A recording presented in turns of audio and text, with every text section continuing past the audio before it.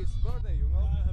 Yeah, I'm very happy because it's not easy to come all the way from a little kid. Now I am 45 years, so I'm so grateful to God, and I'm celebrating it with my friend Ruggero. I have a present for you also. Yeah. Italian poem book. Thank you very much. Thank you very much. Thank you very much. Thank you very much. I'm very happy. I'm very happy. Yeah. How is going business today? You know that you know, it's raining. Every time it's raining, there's just a little people in the center. But notwithstanding, I feel happy because today is my birthday, and I feel highly exalted because the life I have today is more than money. It's more than business, because I know that is when you have life, you have money. Yeah. Because those who have died, they can never make money. That's so right. I'm just so happy today. Even if I didn't make anything, I've got life. God has given me the life. At 45 years, it's not easy. Yeah. Because I know there are some people that died even at the age of 10 years. Yeah. There are people that died at 2 years, but He has given me a life of 45 years. And I believe as He given me to be in 45 years, I still to grow up to old age. Yeah. So it's good. The business is good. It's okay. I'm happy. But you have a very good attitude, I think. Yeah. You know, this is what I used to teach my friends most of the time. Because life is the most important thing. When you've got life, then you get every other things. Yeah. Do you understand? Stress cannot do anything to you. You start thinking, thinking about you've got not money, you've got nothing, this and this. It doesn't pay anything. The best thing is to be happy with life. Be happy with life. Once you are happy, you live to see another day. That's right. Because Bob Marley says that he who fights and run away lives to fight another day. Rise, O fallen fighters. Rise and take your stance again. He who fights and run away, live to fight another day. In my childhood, do you understand? Yeah. My father, who worked as a coal miner, you know, my father worked in mineral. Okay. In those days, Miner. you know, it's a very hard work. Yeah. It's a very hard work and very stressful work. So he used to tell me, Williams, try to be courageous. Don't lose hope. That tomorrow will be better. That I should see that some of his age mates has died. Yeah. And he's still working, trying to train us in schools. Do you understand? He told me always, try to be courageous. And when I say anything that is bad, I should forget. Do you understand? I should learn how to live life little by little, one step, another step. He's a wise man, your father. So my father today is about 90 years now. He's living. He still tells me, and I believe so much in that. My father told me, and that is what has been taking me up today.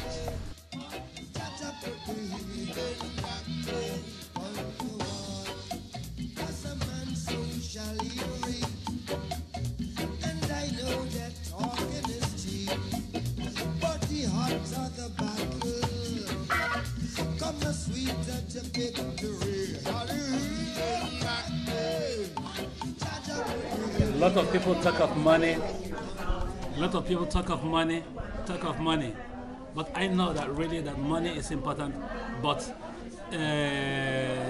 once one is healthy enough and has the idea, because idea controls the world, wisdom controls the world. Because in wisdom, God created the whole world. A lot of scientific breakthrough we are seeing today, like even the camera we are using today, it's an idea. It's wisdom. So money is not everything. Once you get the idea, get the wisdom, money will later come. And that is why I ask my friend most of the time, you have to take everything easy. Get close to God. Because Nigeria is about 200 million people with diverse ideas, diverse language, and it's only a little sectional part of the youth that they don't want to get ideas, they don't want to study, they just want to get money. They want to get money, they want to become millionaires without actual suffering for it. So, but I say that it's normal. It's normal because you don't expect that all Nigerians must be good. But my advice most of the time is that I told them that they have to follow good steps. And you speak frequently with them, with people, with Nigerian guys? Yeah, most of the time I talk to them. Because just like about 2 weeks ago, there was one that coming from Padova. I talked to him, but when I was about to talk, he was annoyed with me. He said that I'm saying, that I told him what he didn't like, this and this. Later, after 2 hours, I met him with another of his friends, more matured. We stayed together. Then I started telling him the same story. Then he has, okay, he's sorry, we become friends. I told him, this is a good idea. I told him that I've been in Ferrara for years, for Italy for years. I have a lot of friends here, and they trust me. That once they have trust in you, you still make money. That as I was staying with him, you see a lot of people, when they are passing, they call me, Williams, how are you? Even to their greatest surprise, when the Syndako was passing, he greeted me. I told him, see, this is the Syndako, this is the mayor of the city. That he said, okay, he knows my name. I said, yes, he knows me very well. So you can give a good example to them. Yeah. Maybe the good strategy is just giving a good example to people. Yeah. They even know. Many of them, they know. Because my life system is very different. There are certain things I don't do. And I told them that it doesn't mean that I cannot do that. But the point is that I have to respect myself, I have to comport myself, I have to follow the good way. And that is why I keep on telling them all the time. I never get tired of telling them. Yeah. And some of them, most of the time, they get scared of me because they know when they meet me, when they meet Williams still talks the same old stories. Why is it? Why can't you change? Behave yourself, They know that it's always what is in my mind.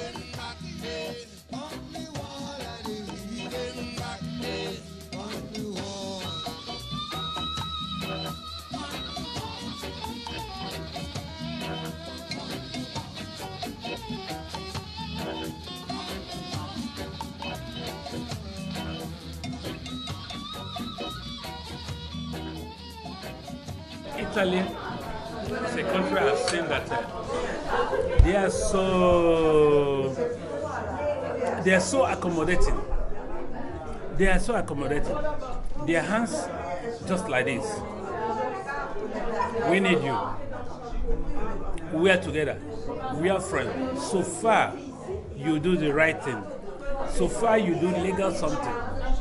So far, you don't go against the law.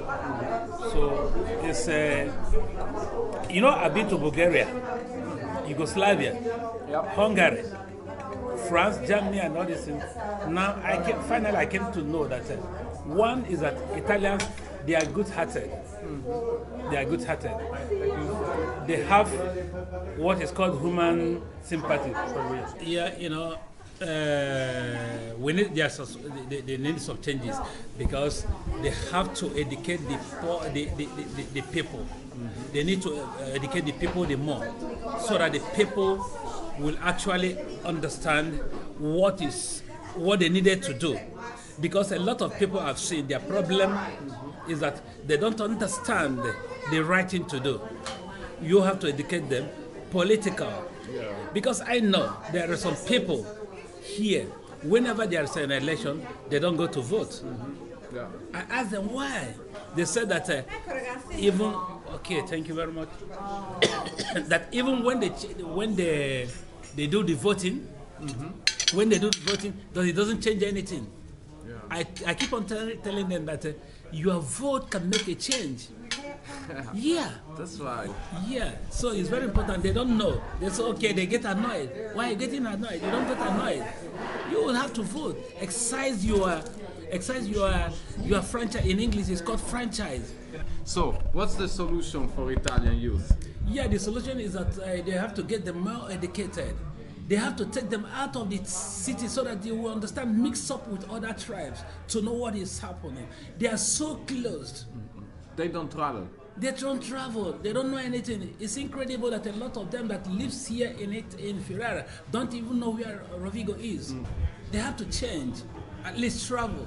Yeah. Meet new people, new type of environment, food, and that is a fresh ideas. So I recommend that the use of Italy, they have to travel out. They have to mix up. They have to know how to make friends. Yeah. Because some of them, they are, they have what I can describe in English as clannish sentiment. Yeah. They are contented with just their environment, and it's not enough.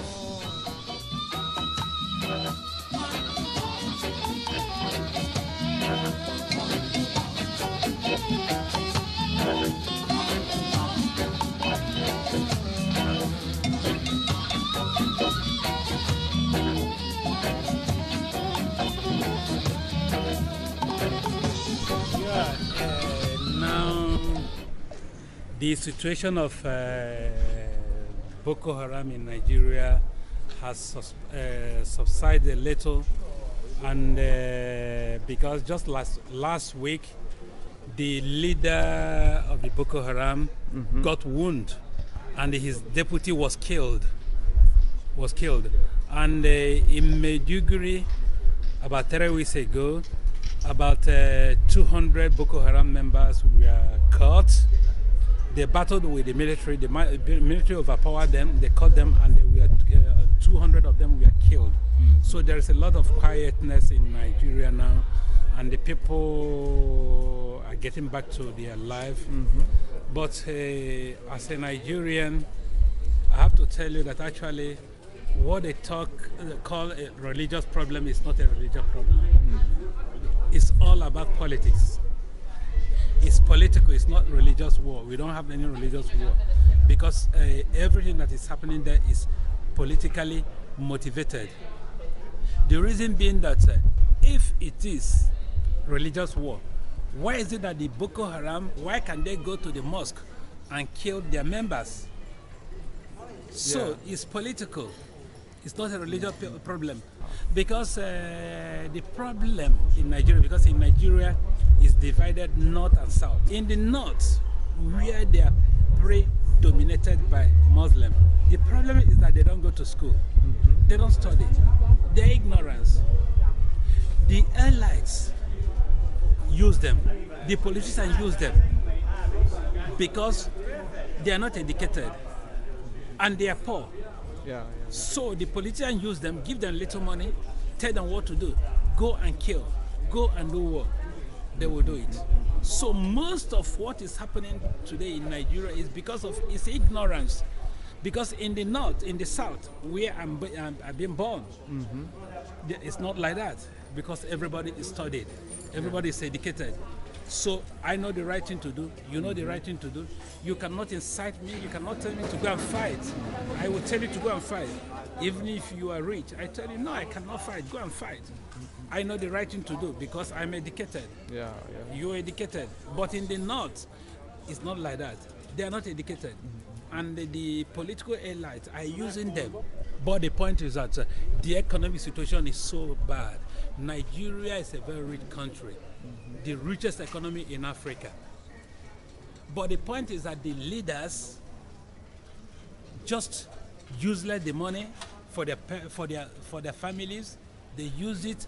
The masses doesn't see anything. People cannot see what to eat. Somebody after finishing school, after graduation, you don't have any work to do. Maybe your parents spend a lot of money to train you, that maybe after you are training, you will start getting money to help them. But that never comes. So the next thing is to look for greener pasture. So all the Nigerians you are seeing, they are not running away from any war. They are running away because of their because of economic situation. Do you think immigrants in Italy are ready to be represented? Yes, I am telling you, that is what they are lacking here. To integrate the immigrant, integrate them into the system. Where they will have a person that will be speaking for them. They will know what is happening here. They will go and speak to them in their own language.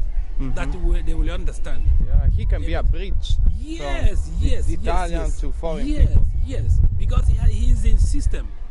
He know what is happening.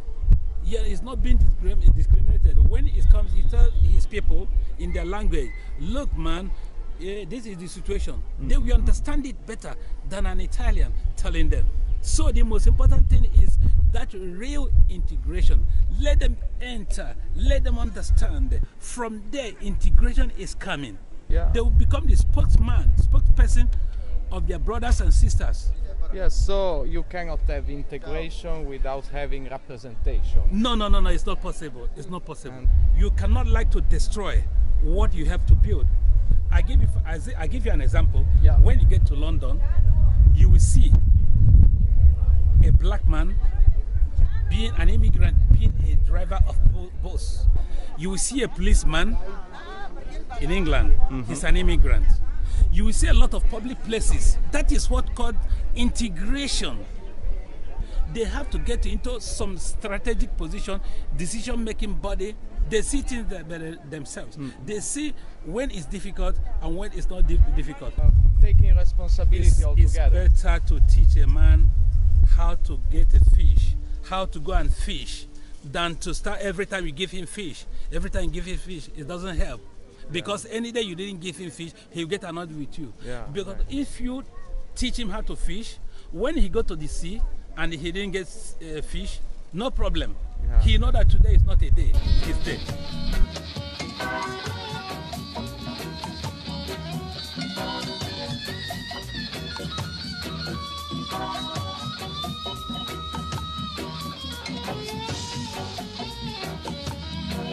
How long didn't you see your family here in Italy? Yeah, it's about now 1 year. 1 year I've not seen them. I have my father, my mother is still living. I have my wife, and I have my 5 children, 4 boys and 1 girl. My first son is Obinna. My second son is Ogechukwu. My third son is Kenenna, and my fourth son is Sopolochukwu. And then the only daughter I have is called Monachi. To translate it in English is I and my God. Because my wife needed a baby girl. So eventually, the past 8 years, we've got it. How it is living so far from your family? Do you help them sending money?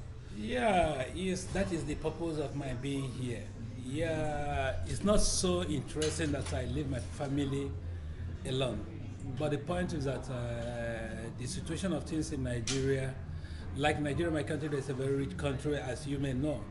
It's the 6th position in the world in petroleum. Yeah. In Africa, #1. There's a lot of money, but corruption so much that even the people sometimes they cannot take good care of themselves. Some people cannot take 3 square meal. So there's nothing I can do.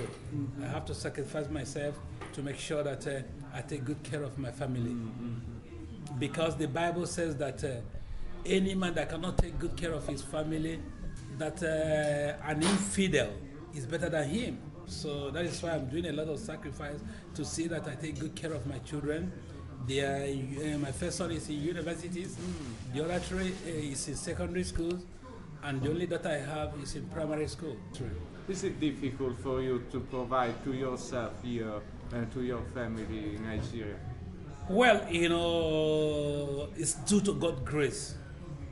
God has been trying on my side, and because of God, it's just God, and God has been making the provision for me to take good care of my family and I myself here. It's just by special grace of God. It's not because of my own power. Yeah. So God always see me through. Rise, O fallen fighters, rise and take your stance again. He who fights and run away, live to fight another day. Are the heathen not on the